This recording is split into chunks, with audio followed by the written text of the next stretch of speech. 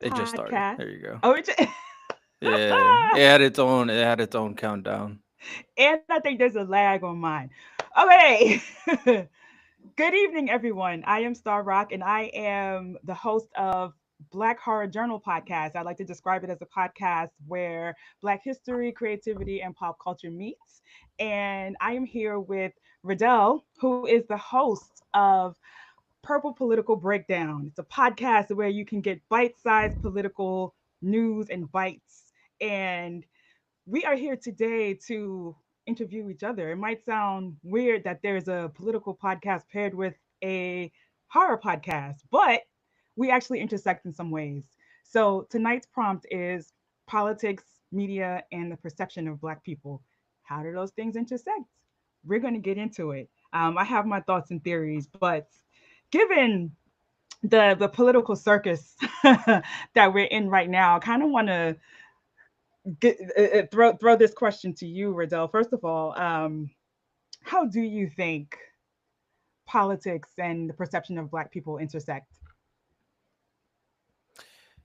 That's a very important question, especially in particular for Black people. I'm sure they're very invested into that conversation with the looming dialogue that has been taking place the last couple of years on who represents Black people best and the different stigmas that are attached to both. Um, when it comes down to Black people, history, and politics, it's important to understand not only the obvious historical context of how slavery and the civil rights movement played into how we are today, but also how current actions and current society perception plays into how we are today. It's a full picture that needs to sometimes be stepped back from to really see why things are the way they are. There's no one simple answer, there's no one simple solution, but all these different parts of the pieces of the puzzle that is like blackness in America and the complexity that goes into it, all of it needs to be discussed in the current political landscape. So to figure out where people belong, the second most notable race in America is complex, but history is super important. So very convoluted answer, but it's a very convoluted problem in its entirety. I'm sure, as you know, as someone who kind of goes into history and looks into the evolving nature of the perception of Black people, how do you perceive that currently in society?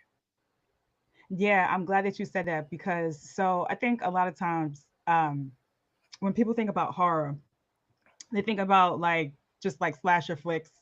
And what I do with my podcast is I take a little bit of a deeper dive into why Black history actually is great for horror material, but also I discover things that are very real. Like they're not fictional monsters. They're like I guess like metaphorical monsters based on real things. So for example, we're talking about the perception and the politics of Black people. So there's a movie that I'm sure you're familiar with called Birth of a Nation. And Birth of a Nation, it came out in, I believe it was 1918 or 1919, but it was a propaganda film, but it was also, in terms of like horror speak, you can classify it as the first horror movie.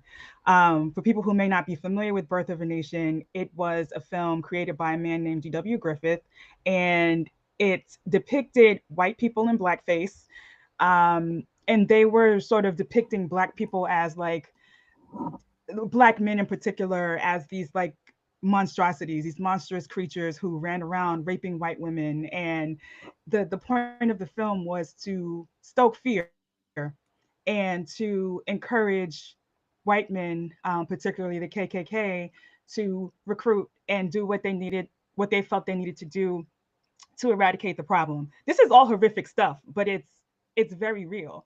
And so the crazy thing is it wasn't even black black men playing these characters. It was people in blackface saying, this is what Black men are, this is who Black men are. And the film, as horrible as it was screened at the White House. It was Woodrow Wilson's White House. And you can imagine, even today, if something was screened at the White House, I mean, there's a lot of people who would give that thing credence. And so just the stoking of the fear, um, created hysteria. And of course, during this time when lynchings were prevalent and just racial killings and entire towns being burned down, you can imagine that a film like this would just only make that worse. And how we can kind of relate that to now, um, most recently, right, with the snap snafu, there's still this image of the welfare queen, and it's all based on stereotype and propaganda. So there's definitely um, a very close intersection into all of these things. A lot of people who may have never seen a black person in person or been around a black person, they might see a movie, and then that's their perception of black people. And now you're someone who, let's say, you go somewhere to a town or a country where they don't see these people, but they've seen this movie, and their first interaction is they think it's okay to approach you in a way that they feel that they can based on propaganda from whatever film or TV show. So, I mean, I hope I'm making sense with that. No, you're definitely making sense. I'm very much in the perception that media and entertainment has a huge impact on perception in general. I think the best way to explain its impact is it does twofold when it comes down to entertainment and media. One, it's a distraction, which fair enough, Mm-hmm. distraction on people's everyday lives. It's a source of fun and joy. It can bring people together, kind of similar to sports, of course. So it's a distraction for people to just kind of dive into these interesting stories. And the second thing is that it can and it does shape perception and culture. It There's a lot of truths in how entertainment is portrayed, and that truth has a lot of value. Of course, there is some outrageous stuff as well, but you've heard people say it in comedy shows. The funniest jokes are the ones that are slightly true, the ones that have a little truth in them. So, movies and horror films and just entertainment, and now even translating in today's society with streamers and content creators, all of them are extremely valuable in shaping how people perceive society today and different individuals today and different stereotypes today. So it's very important to parse out where the lies and the propaganda are. It seems like we lost Star, but it is very important to parse out the lies and where the propaganda are and dive into the new ones. You can be entertained, but if misinformation shapes how you perceive a certain thing, it can lead into very, very dangerous outcomes, especially if it enthralls you in a way where the story seems believable. And back in the day, even though the editing is bad, the acting is bad, the costumes and makeup is bad, regardless, that situation could will influence a lot of people who are seeing moving stuff on a screen for the very first time, especially with the lack of interaction between civilized black people and white people back in the day. So Star is back. It's coming back up. All right. Can you hear me? Yes, I'm so sorry. No, you're all good. So I kind of just gave my whole soliloquy, but for the most part, yeah, they're both very important in terms of perception and how people think about things. That's why the terrible movies or the terrible interpretations that truly damage the stereotype that is what it means to be a black person in America needs to be counteracted with some more positive films and entertainment too, which is also extremely valuable. Yeah, I agree. And it's interesting though. I definitely agree. We need more positive images. We need more diverse images too, because it's like everyone's not a Cosby, right? Just using that as an example. But we don't necessarily have to be super extreme.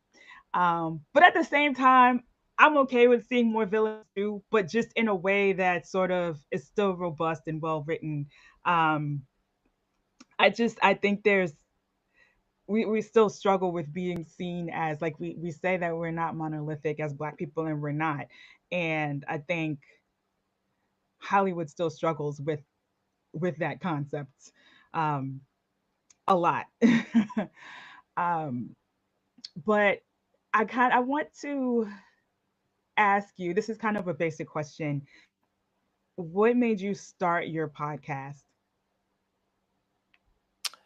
Yeah, that's a good foundational question for sure, and very much interested on your point of view. For me, when it comes down to politics, it's more wide encompassing. The idea is very simple. I look at the political landscape as I'm sure most people have. They are dissatisfied with certain things from both sides. That's my initial interpretation, at the very least, at the start of my podcast. I have issues with one side more than the other nowadays, but the point is, I wanted to be my own voice, my independent voice, and go through politics in a lens that is much more nuanced and go through it in a way that is based off values that I deem important, of course. So kind of stepped away from the narratives and Mhm. the propaganda tour and really dove and being willing to dive into the conversations in a different lens for the most part. I've spoken with a lot of different types of people. I've dived into politics differently from most, and I have been very critical on whoever I think is bad faith or just bad natured for America, depending on the topic of conversation, regardless of who you are, who you're affiliated with, what your identity is. So I just think it was a necessary voice in politics. So that is kind of my reasoning for starting my podcast. Political Solutions Without Political Bias is focusing on productive ways to move America and then by extension society forward. So that is my very quick elevator pitch. How about you? What made you start your podcast, which is much more niche, even though I'm talking about politics? Yours is much more niche than me, talking about horror and history and in relation to Black people. Yeah, yeah, yeah. It's super niche. So I've always been a horror fan, and I think when I started watching horror, it was really just like a vapid interest. I've always been fascinated by the other, like supernatural type stuff. And I was having a conversation with someone earlier, like we were joking about how it was a horror writer that I was chatting with, and we were talking about how when we were kids, we would do weird stuff like try to move a spoon with our mind, and we've just always liked the other. I've just always liked the other, and so with regard to horror though, it went from like just watching like Freddy, like Nightmare on Elm Street and Chucky type movies to I started to read more horror. So as a kid, I read a lot of R.L. Stein, and then as I progressed, I started reading like Stephen King, and um, more impactful for me was Octavia Butler. And even though Octavia Butler, not all of her books could necessarily classify as horror, but a lot of theme books are rooted in reality. They're rooted in the isms, so like racism, classism, sexism, but they show up in ways that can be very scary. And I think reading her book started to make me be like, there's something here. Like I know people think horror is a vapid genre, but there's something a lot deeper. And so what did it for me for real was I ended up taking a history of black horror class. And I was like, I didn't even know this existed. But it was taught by another one of my favorite authors. Her name is Tana Narif Due. She's written quite a few books, and she's written um, some episodes of The Twilight Zone, the reboot with Jordan Peele. And it's taught by her and her husband. And the class just kind of opened me up to because it was like part film history, part pop culture. And they actually were the first people that opened my eyes to the concept of Birth of a Nation actually being a horror film. And I was like, oh my God, there's so much here.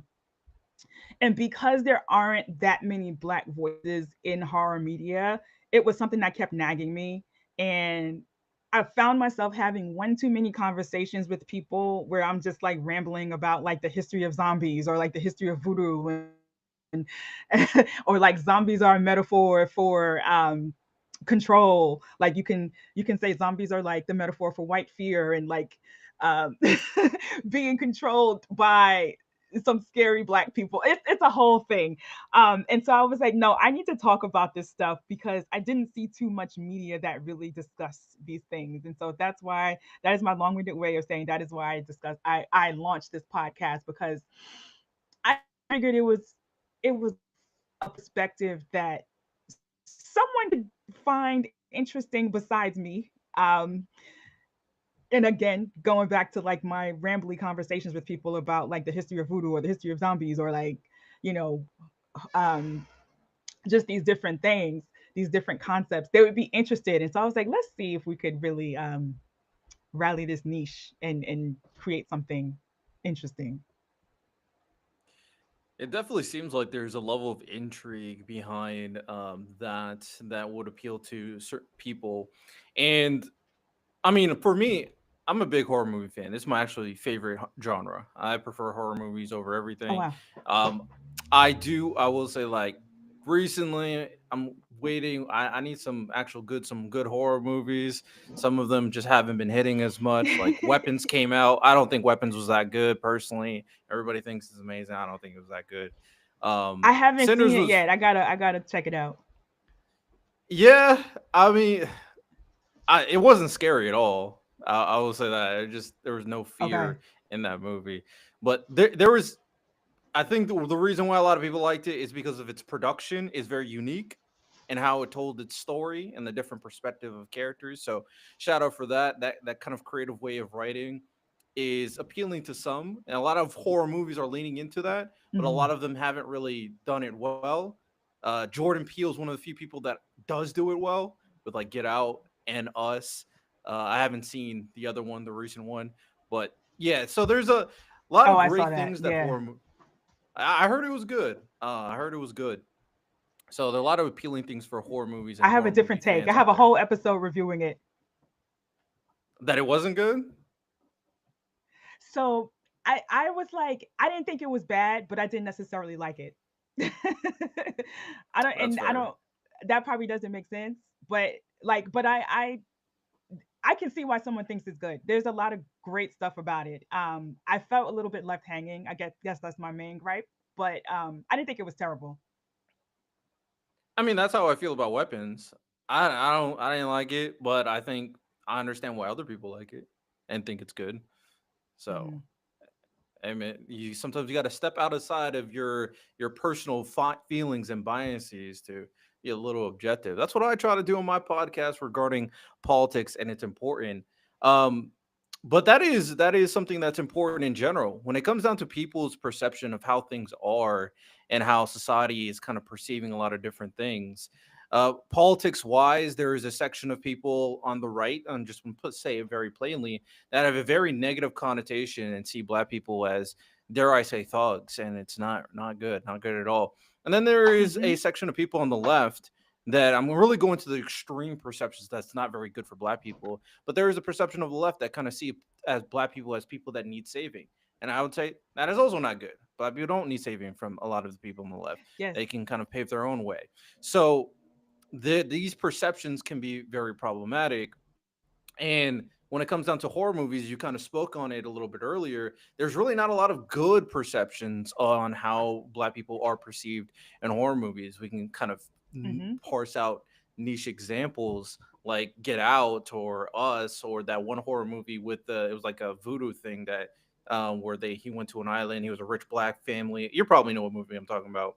And then he met with this voodoo lady and they tried to steal their bodies. And she So tried to kill him. Yeah. yeah, yeah. So you know what movie I'm talking about. So very few examples, but not very popular examples. So with that said, in your opinion, how do you think we kind of start changing these perceptions?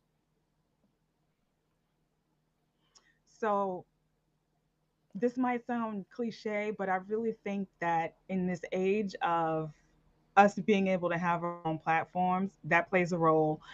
We need to move away from what has historically been people who have had the who've pulled the purse strings, right? Like even with a lot of horror movies, for example, I Candyman is an example I can give where the original Candyman, I mean, the story wasn't even written with a black man in mind. Like Candyman was not even supposed to be a a black character. Cabrini Green didn't come until later. Like the original story was English, and then I guess like the producers just thought it was a cool story, and so they said, "Oh, let's take it, let's remix it." So they took the English version of the story and just kind of just threw black bodies in there, and this could actually be an episode for me.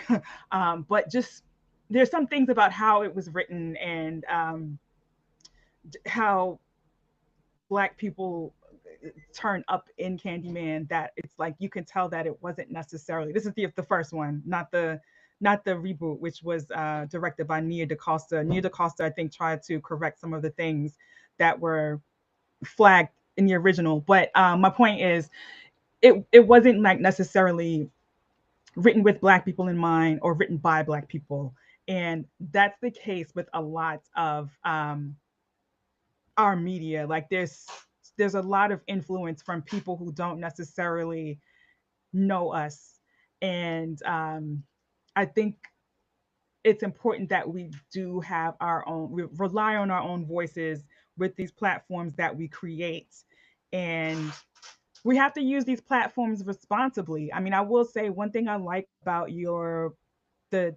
episodes of the podcast, of your podcast, that I've been able to hear is you do seem to be fair in your critiques, and it doesn't necessarily come from any place of leaning one way or the other. Like it feels like you do have a good grasp of like how to step back and just kind of see what's going on. And I think that is an example of using a platform responsibly. And so yeah, I think we need to start leaning more on the capabilities we have to create our own platforms and to really tap into information that is accurate and correct.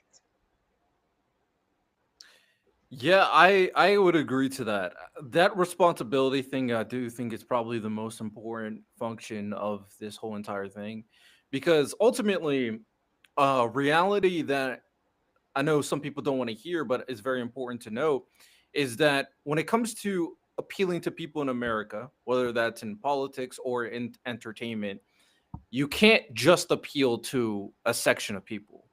You have to appeal to Mm-hmm. all people. And that is very important because there are things that are created with, like, obviously being a majority white country and having, white people in mind, whereas a black person, you see them as like, one, that's racist, two, that's a stereotype, or three, there are actual entertainment out there that's like, oh, I didn't even see race. That was just a really good movie. That was just a really good show. That's a really good Mm-hmm. pieces of entertainment. That's when you nail it out of the park. Like when I'm watching, for me at the very least, when I'm watching the MCU, big MCU fan, watch it, loved it. Infinity War, Endgame, two great spectacles of Marvel enjoyment. And everybody in the Mm-hmm. theater clapping, they're all emotional. It's like this was just great entertainment. So that is something that has to be kept in mind when you're both like in the black space creating these black type movies. Definitely portray black people properly. Like Jordan Peele does an amazing job doing that, for example. But you Yes. also have to make sure that you're creating a piece of entertainment that can still appeal to all people, and that goes the same thing for black politics, because sometimes when we talk about black issues, it's very controversial, very convoluted, as I said before, and sometimes people may hear things that Mm-hmm. they do not like. But if you isolate it in a way where it just seems like we're just going to make it so pro-black that we're ostracizing every single other demographic, then everybody else is going to turn Mm-hmm. off their ears, and that doesn't help the motion, that doesn't help the agenda, that doesn't help progress. So it's always going to be a collaborative effort. Now, I know it may not be fair, especially considering black history, but it's just undeniable that you have to kind of collaborate to get things done in a productive way and change perceptions and stereotypes in America at the very least.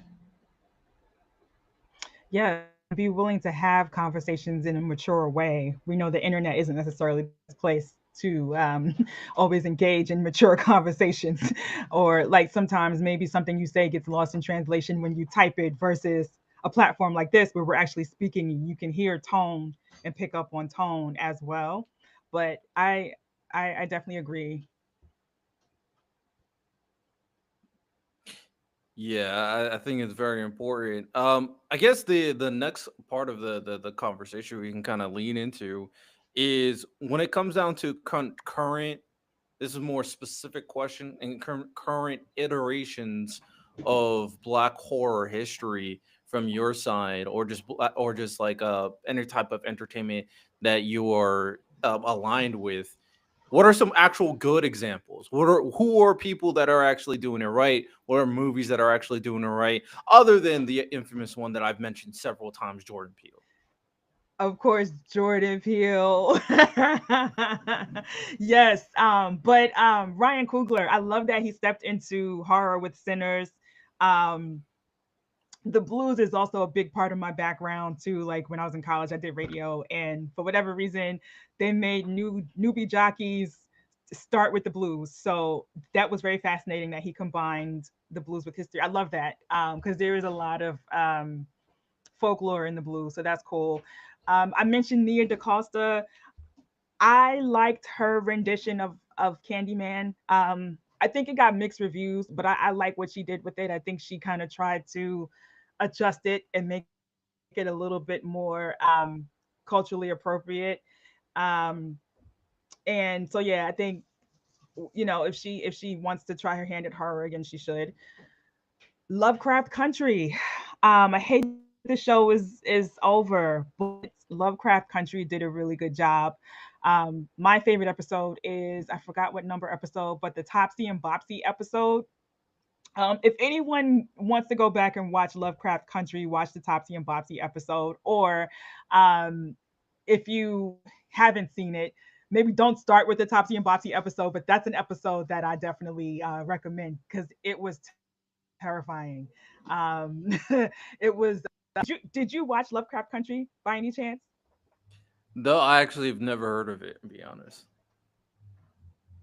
Oh my God! So Lovecraft Country. I think this was collective viewing during maybe like 2020 or 2021. I could be totally wrong, but I feel like just like a few years ago. So it was on HBO for a hot second, and it starred Journey Smollett. It starred oh my God, I'm drawing a blank on people's names, but it's worth looking up. But so it's based on a an actual book, but Lovecraft Country was based in Chicago, and it was centered around the lives of a black family who they were living in Chicago in the 50s, 60s, and it even incorporated, even though it was like a supernatural type of thing, because what happened was this family discovered that they were the descendants of um, like witches and wizards, but it incorporated real life events. So, like for example, the murder of Emmett Till, and the Topsy and Bopsy episode was it was so scary. In short, there was a teenage black girl in the show who was kind of left hanging by her family. Like everyone was kind of dealing with their grief in a different way. And after the funeral of Emmett Till, we see her sort of just like wandering around the streets because she left the funeral early. It was just a lot for her. And she gets cursed by a racist cop who just didn't like her because she was black. And so she gets cursed by a racist cop. But then what ensues is she gets chased by these two like Sambo type characters. And going back to perception, right? Like Samboism and coonery, these are things that are terrifying to black people. But it's like imagine two actual Sambo dolls and think about what Sambos look like, right? Where these bright red lips and these black faces, and they were like Raggedy Ann dolls, and they were like chasing her, and they had these long claws, and I just thought it was a brilliant manifestation of the concept. But they were chasing her through the streets of Chicago. That episode was terrifying. Okay, so that episode. What else? Most recently, I feel like I haven't seen. Oh, I did see him. Okay, so him got. I heard it got mixed reviews. I didn't hate him, like I said, so I do think you should check that out. But again, that was Jordan. Well, no, Jordan Peele I heard produced it. it. He didn't necessarily Yeah, write and I direct heard it. people did not like the movie, and I heard it was pretty bad. So I was like, oh, I was gonna watch it, and then I heard it was bad, and I was like, all right, I don't know if I'm gonna watch it anymore. No, I think you should check it out. I think you should check it out. Um, there's another movie on my radar that I haven't watched yet. This is I think it came out a few years ago, though not necessarily. It's not a 2025 movie, but it's called The Black Girl and Her Monster, and it's another movie kind of about grief. And so the girl's monster is it's it's metaphorically grief, but it's also actually her brother who was murdered, and she figures out how to bring him back to life. So it's sort of like a Frankenstein type of story. I haven't seen it. I haven't heard much about it, to be honest, but it's in my queue. So that's one I want to check out.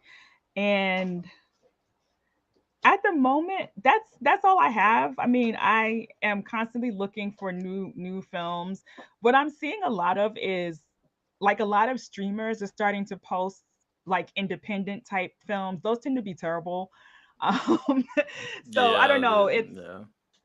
we're still lacking in the horror genre on good entertainment. Yeah, it's unfortunate. It's just like a lot of people that are when it comes down to these kind of creative pieces, no one really kind of has that. We're seeing consistently. Jordan Peele obviously had it because him and Key and Peele was hilarious throughout. So they've created some of the most creative Hmm. comedy sketches in TV history. So they always had the creative juices to kind of Hmm. create something that's so unique, still kind of identifies with the black culture, but it's such a great movie. It appeals to everybody. Like another example is the Boondocks. Like the Boondocks is one of the greatest adult cartoons ever. Yeah. Everybody loves the Boondocks. It's super hilarious, and super entertaining with the very iconic characters. It's just people are struggling to make something a little bit more unique. A lot of the stuff that I've seen that I've been Yeah. watching when I have time that do think is good, but are not really unique in terms of the storytelling. But it's still like good TV because it's based on true stories or stuff that is like related to like Black history in a sense. Good Lord Bird is something I watched recently Mm. because I was curious about it, where it had John Brown and then the slave boy during the civil rights movement, and John Brown trying to kind of Hmm. free the slaves and all that stuff. That was a very interesting watch. There's another movie of like I forgot what it's called, but it's a movie back in like the 1800s, maybe even sooner, maybe even 1900s, around that period, where there was a black kid who was adopted by a European, like a white family, but this is a white family of gypsies in England.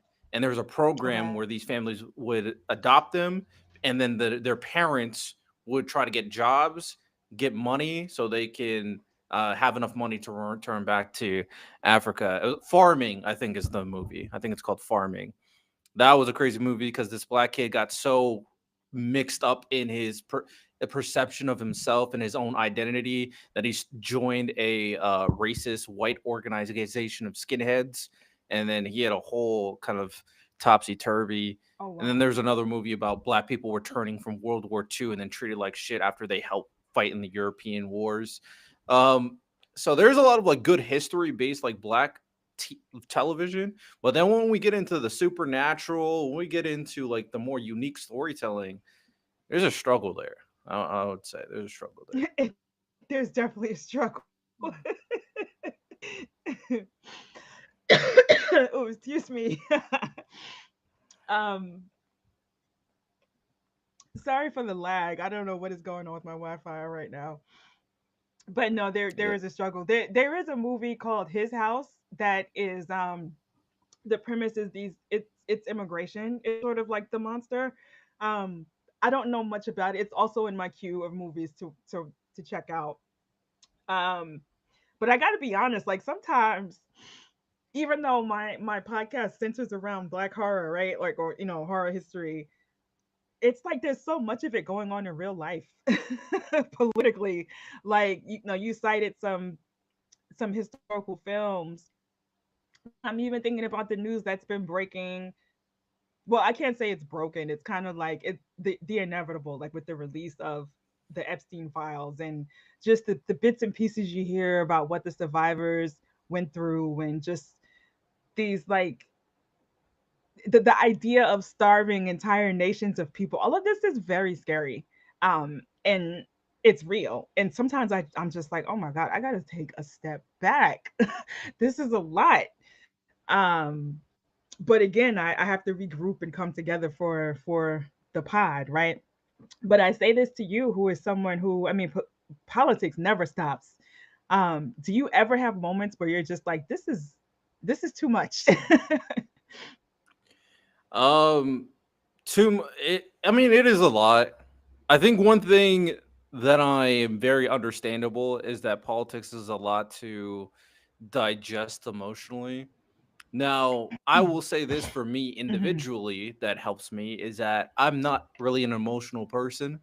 So I can kind of go through it, but that doesn't mean that just because I'm not a very emotional doesn't mean that I don't get black pilled. Sometimes I get black pilled. I was like, bro, you guys all suck so much that I'm like, you low key. It's like, should I just go in my own corner of the world and just do whatever, just do my own thing? I can understand that feeling for sure because it gets tiring, especially in the current political landscape. So, yeah, I the biggest thing that I do to try to sparse it out is I do enjoy other mediums. I do say that I'm a little different personality wise than most people, but in general, I do like things that a lot of other people do like. Horror movies being one of them, anime, I'm a big fan of that. Sports, I'm a big fan of that. So I make sure to kind of parse out the politics, even though I do think it's important with like things that I will also enjoy. So I can kind of associate with normal people nowadays. Politics might be complicated, but ultimately you're still dealing with humans and you're also still have your own life to live. It's impossible to save an entire nation with like different policies and different debates and negotiations and information dissemination if you hate your life. That's just very difficult. Imagine all the stories that people have heard about the teacher, the psychiatrist who is expected to help this one person or raise these kids, but their life sucks and they hate going home every day. It makes your job even harder. And how do you expect them to help you if they can't help themselves? So I preach that as a very valuable, potent point that when it comes down to dealing with politics, make sure that your life is in order. Make sure you enjoy your life. Make sure you enjoy yourself and make sure you have fun. You have fun. Nobody is Jesus Christ. If you're religious, the only people who's Jesus Christ is Jesus Christ. There's nobody perfectly selfless. There's nobody that is endowed as a perfect being, if you believe in Jesus Christ, of course. But even the concept is extremely difficult. Everybody's human. So nobody has that expectation for you to save the world. That is stuff that we leave for fiction. So that is something that I make sure I pay attention to kind of enjoy life as uh as best as I can.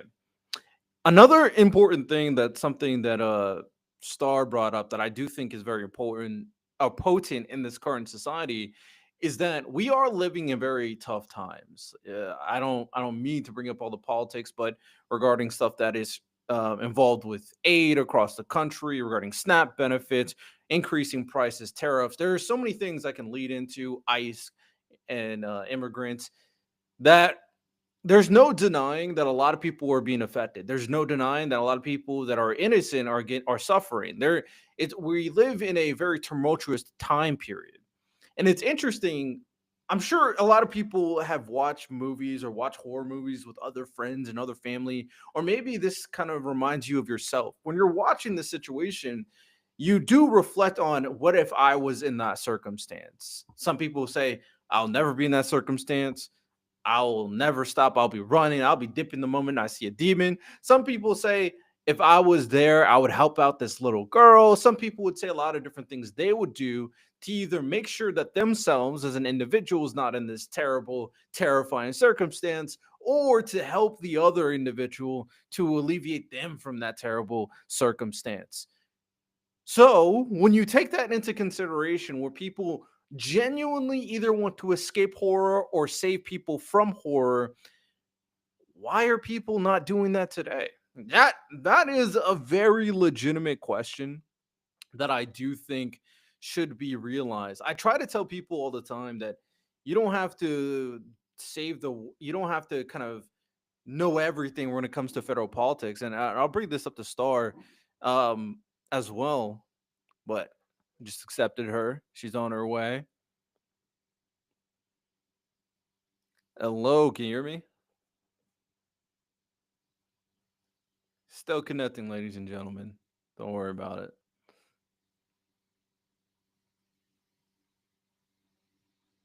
All right, I can't hear you.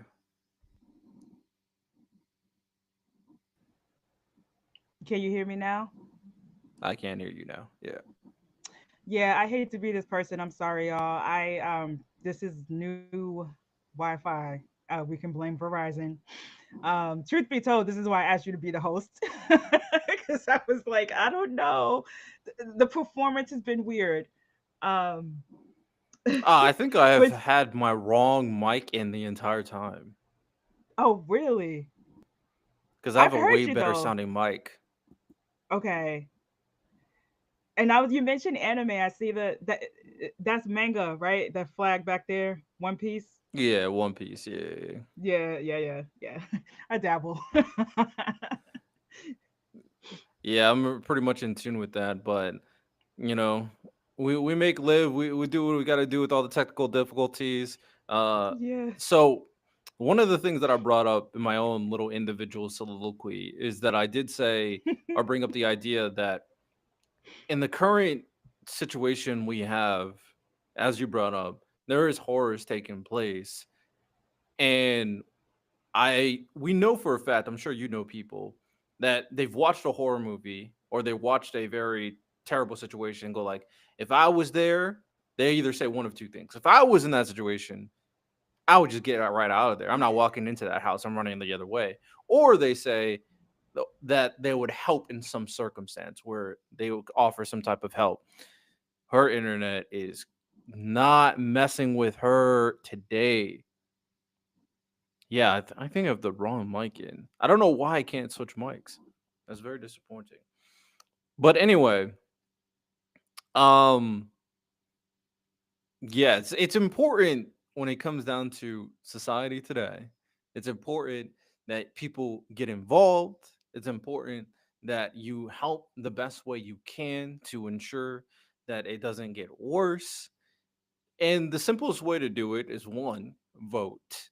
Definitely vote. Share the message, and two, try to get more involved in your local politics. I think people undermine how much impact they can have in for something as simple as like city council, the mayor, the governor, the senator. Your impact and your influence on your local politicians as an individual and as a community is way more impactful than your impact on the president of the United States. For sure, 100%. So there's a lot of horrors taking place.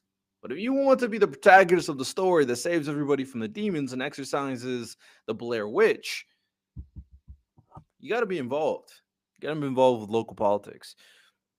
With all the technical difficulties taking place, we'll probably start wrapping things up because they are not being friendly to either of us. They picked my wrong mic. I'm still very unhappy about that. I have a smooth sounding mic and it has my headset mic being used right now.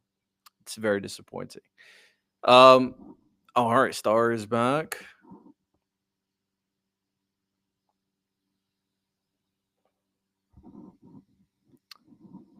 Okay, she's coming up now.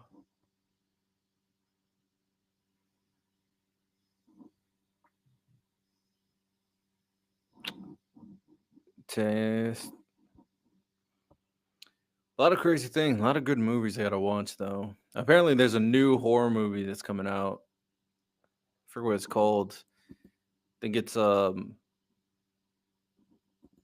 I did let her in. Oh, I did. It's a new horror movie that's supposed to be coming out Friday. I'm gonna have to peep that one.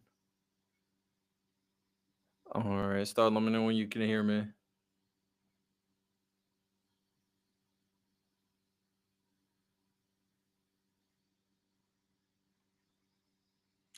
All right, we back.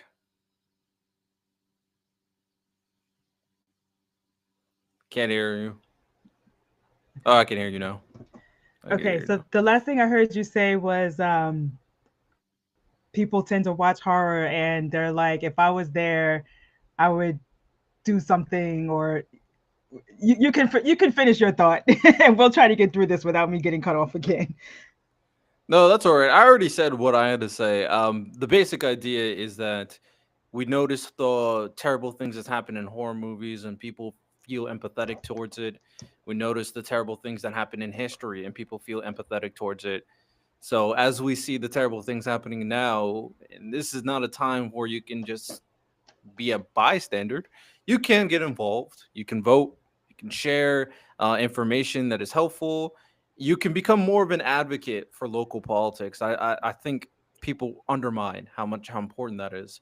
So being much more of an advocate, you can make so much more of an impact on your city councilman, on your mayor, on your senator, on your governor, and those Hmm. are the people that's going to go to Congress and actually try to do something to stop the current MAGA administration. So if you want to be the protagonist of the story and actually exercise the demon, be a little bit more involved with local politics is my recommendation. And have conversations with people in your circle, like as long as they're rational, right? Like if you find that someone is going to vote for someone who has a bad track record already, right? Like don't vote for the guy that killed thousands of people in a nursing home or whatever. Like, you know what I mean? Like just have real conversations with people around you, even if you don't, like, you don't necessarily have to be a canvasser and go around the neighborhood, but it's kind Mhm. of like each one teach one too. Yeah. Uh, be in- be involved, discuss, hear people out, be informed. That helps too. There's a lot of Hmm. different things that people can do. And I know it's tough. I know it can be a little difficult. At the end of the day, if you want to get yourself a little bit more informed regarding politics, you could always listen to the Purple Political Breakdown. Selfish plug. Why don't you do that as well as we start wrapping it up? Where can they find you? Hmm. Yes. So I'm on threads at STARR_rock ROCQUE. And Black Horror Journal is on Instagram, Black Horror Journal, all one word, on Instagram. And of course, the podcast, Black Horror Journal. We come out every other Monday. Our next episode will be coming out next Monday. And I'm excited for readers to learn about Haint Land. Haint is a word for ghost. It's a very black word for ghost, Southern black word. And we'll discuss Haint Land and with its creator and what she's doing in the world of black horror literature. So that's where you can find me. All right, excellent, excellent. Uh, Same, very similar to me when it comes to all my socials. You can follow me, Purple Political Breakdown, the podcast. Go check it out. Listen to all the great conversations I'll be having for a lot of different variety of guests. Follow all the socials as well, where I post stuff, different commentary, have conversations, troll people who are mad about my takes on Instagram and TikTok, all that good stuff. So, with that said, hope you guys enjoyed. You have a good one. Take care and peace. Bye.